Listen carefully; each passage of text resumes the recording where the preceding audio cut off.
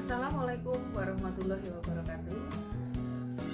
Perkenalkan, nama saya Trisakti Daru Kawuryan, guru fisika SMA Negeri 1 Teras.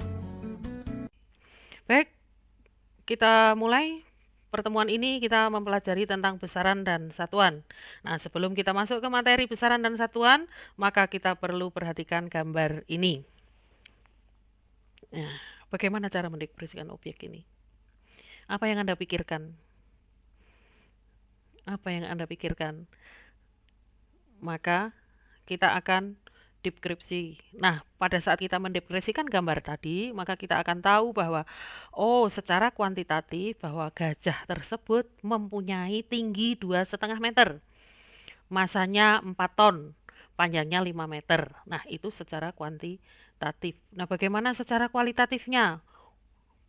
Gajah itu mempunyai emosi yang labil. Warnanya coklat, kulitnya kasar.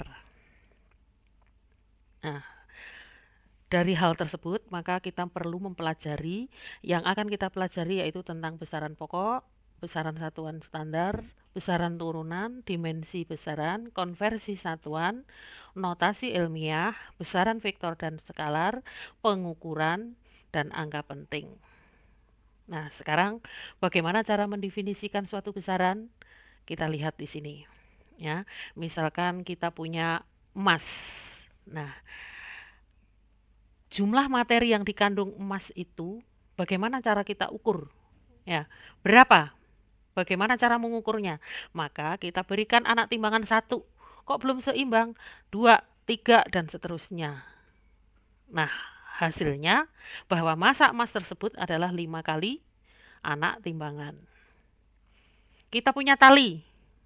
Ya, kita punya tali. Bagaimana cara kita ukur tali tersebut? Nah, kita ukur tali, jarak dari titik paling kiri ke titik paling kanan, maka di sini terukur 2 jengkal. Nah, jadi panjang tali sama dengan 2 kali panjang jengkal.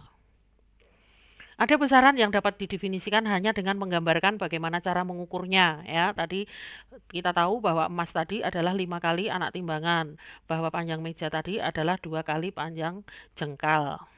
Nah, di situ, maka di sini besaran fundamental atau dikatakan besaran dasar atau besaran pokok, ya, besaran yang berdiri sendiri dan tidak diturunkan dari besaran yang lain, ya, yaitu lag, time, massa. Nah, ada besaran yang dapat didefinisikan dengan cara menggambarkan bagaimana menghitungnya dari besaran-besaran lain yang diukur. Misalnya, jarak tempuh dibagi waktu. Nah, di sini disebut dengan besaran turunan atau besaran yang diturunkan dari besaran pokok. Contohnya, luas, volume, massa jenis, zat, dan selanjutnya. Nah, maka dengan demikian, perlu ditetapkan sebuah ketetapan yang disepakati, ya, namanya, ya, disepakati nama dan definisi. Tetapi tidak semua besaran perlu standar, ya, karena jumlah besarannya itu sangat banyak. Ya, hanya besaran-besaran dasar saja yang perlu dibuat standar, ya, itu dibuat standar internasional yang pusatnya di Prancis. Nah, dari tadi yang sudah disepakati tadi, maka di sini dikatakan besaran pokok dan satuan standar. Nah, besaran pokok itu apa? Besaran fisika yang hanya dapat didefinisikan melalui penggambaran bagaimana kita mengukurnya, sehingga besaran tersebut dapat berdiri sendiri tanpa menurunkannya dari besaran-besaran lainnya. Nah, bagaimana satuannya? Nilai satuannya harus sama, mudah diperoleh kembali dan dapat diterima secara internasional. Ya, maka di sini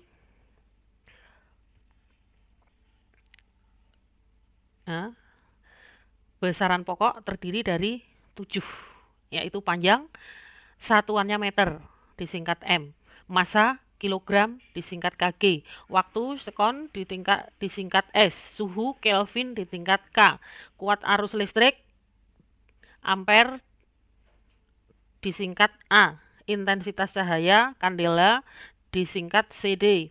Jumlah zat mol. Nah, terus besaran turunan. Apa itu besaran turunan? Besaran turunan adalah besaran yang dapat diturunkan atau diperoleh dari besaran-besaran pokok.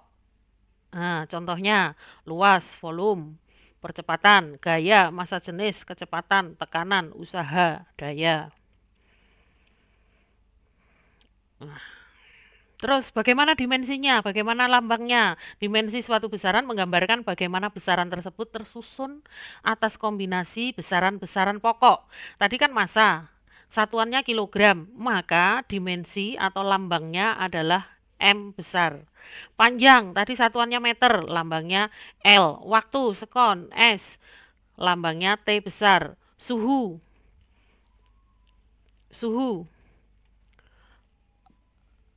Kelvin, theta. Kuat arus listrik, ampere, A, disingkat I. Intensitas cahaya, CD, disingkat dimensinya J. Jumlah zat, mol, disingkat N. Nah, jadi bagaimana cara kita mendapatkan besaran turunan? Caranya mendapatkan besaran turunan seperti ini. Misalnya tadi luas. Luas itu terdiri dari apa? Luas sama dengan panjang kali lebar, kan begitu. Nah, panjangnya itu tadi satuannya meter, berarti besaran panjang. Panjang kali panjang. Ya, panjang kali panjang. Maka di sini L kuadrat. Volume, ya, panjang kali lebar kali tinggi, satuannya meter, maka L pangkat 3. Percepatan itu kecepatan per waktu. Kecepatan itu sama dengan apa? L T pangkat min 1 per T atau LT pangkat min 2. Gaya, massa kali percepatan, M kali LT min 2, maka M LT min 2. Tekanan, gaya per luas, maka ML min 1 T min 2. Massa jenis, massa per volume, M per L pangkat 3 atau bisa ML pangkat min 3. Usaha, gaya kali panjang, maka ML pangkat 2 T pangkat min 2. Daya, usaha per waktu, jadi M L pangkat 2 T pangkat min 3. Nah, bagaimana analisisnya? Kita bisa analisis dari sini. Ya, tadi kan dikatakan bahwa daya itu sama dengan gaya kali kecepatan. Nah, kita dayanya tadi ML T pangkat min 2. Nah, gaya apa? ML T pangkat min 2. Kecepatan L T pangkat min 1. Jadi ML pangkat 2 T pangkat min 3. Nah, itu tadi adalah dimensi. Bagaimana dengan konversi satuan? Konversi satuan dapat ditulis sebagai rasio perbandingan dua besaran sehingga sama dengan 1. Rasio ini disebut dengan faktor konversi. Misalkan 1 yard sama dengan 0,9144 meter. 1 kilogram sama dengan 1000 gram. 1 menit sama dengan 60 detik. Ya, jadi dikonversikan seperti itu. Nah, jadi dari data ini nanti bisa kita baca ya bahwa 1 inci sama dengan 2,54 cm. 1 meter sama dengan 39,37 inci atau 3,281 kaki. 1 yard sama dengan 0,9144 meter. 1 kilo ya. 1 mil, 1 angstrom, 1 cm. Nah, itu adalah konversi apa? Panjang. Bagaimana dengan konversi massa? Yaitu 1 slug sama dengan 14,59 kilo. 1 amu sama dengan 1,66 kali 10 pangkat min 27 kilo. 1 ton 1000 kilo. 1 gram 10 pangkat min 3 kilo. Nah, untuk waktu 1 jam sama dengan 3.600 kon. 1 hari sama dengan 86.400 sekon. 1 tahun sama dengan 3,16 kali 10 pangkat 7 sekon. Nah, kalau misalkan dalam besaran fisika cara nulis 0,00000 gitu kan susah, maka ditetapkanlah dengan notasi ilmiah. Nah, untuk notasi ilmiah itu bisa digambarkan atau bisa dituliskan seperti ini. Misalkan radius rata-rata matahari sama dengan 696 juta meter. ya. Radius atom hidrogen sama dengan 0,000000000053 meter. Nah, susah kan? Nah, supaya tidak susah, maka di sini bisa dituliskan ya, mengatasi radius rata-rata matahari. Jadi kita ambil angka utuhnya dulu, 1 tadi kan 6,96 kali 10 pangkat 8. Kita hitung 1, 2, 3, 4, 5, 6, 7, 8, maka 10-nya pangkat 8 meter. Radius atom kita lihat 5,3. 5,3 kita hitung mundur. 1, 2, 3, 4, 5, 6, 7, 8, 9, 10, 11 berarti min ya, karena hitungnya mundur kan, min 11 meter. Nah, itu adalah notasi ilmiah. Kemudian untuk besaran vektor dan besaran skalar nanti kita pelajari lebih dalamnya, kita pelajari di pertemuan berikut, tapi penggambarannya di sini untuk besaran vektor itu adalah besaran yang memiliki besar dan arah. Ya, ini besaran skalar adalah besaran yang hanya memiliki besar saja, misalnya massa, volume, massa jenis, dan suhu. Sedangkan besaran vektor memiliki arah dan besar, contohnya kecepatan, percepatan, gaya, momentum, dan selanjutnya. Ini nanti kita lebih dalamnya kita pelajari di bab tersendiri ya. Ini hanya penggambar. Untuk pengukuran juga demikian ya. Dalam mengukur itu kita melakukan pengukuran selalu dimungkinkan terjadi kesalahan. Perlu disertakan angka-angka kesalahan agar kita dapat memberi penilaian yang wajar. Ya, hasil pengukuran tidak dapat diharapkan tepat sama dengan hasil teori ya pada suatu jangkauan atau nilai. Nah, ini nanti kita pelajari di lebih dalam lagi di pertemuan yang akan datang. Demikian juga angka penting. Ya, angka penting juga nanti kita pelajari lebih lanjut lagi di pertemuan yang akan datang.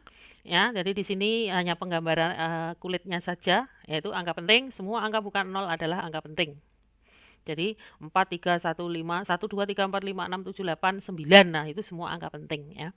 Jadi kalau ada contoh 431,5, mengandung berapa angka penting? Ada 4 angka penting. Berarti angka 0. Angka 0 yang terletak di antara angka bukan 0 termasuk angka penting di antara. Berarti di antara ini 81,002. Berarti di antara 2 dan 1 di antara. Berarti 0 merupakan angka penting. Jadi jumlah angka pentingnya berapa? 1, 2, 3, 4, 5 angka penting. Angka 0 di sebelah kanan, angka bukan 0 adalah angka penting kecuali ada penjelasan lain. Ya, 8200 gram. 8.200 gram mengandung 4 angka penting. Kalau ada tanda, berarti di sini itu sudah ragu-ragu. Karena sudah ragu-ragu, maka di sini adalah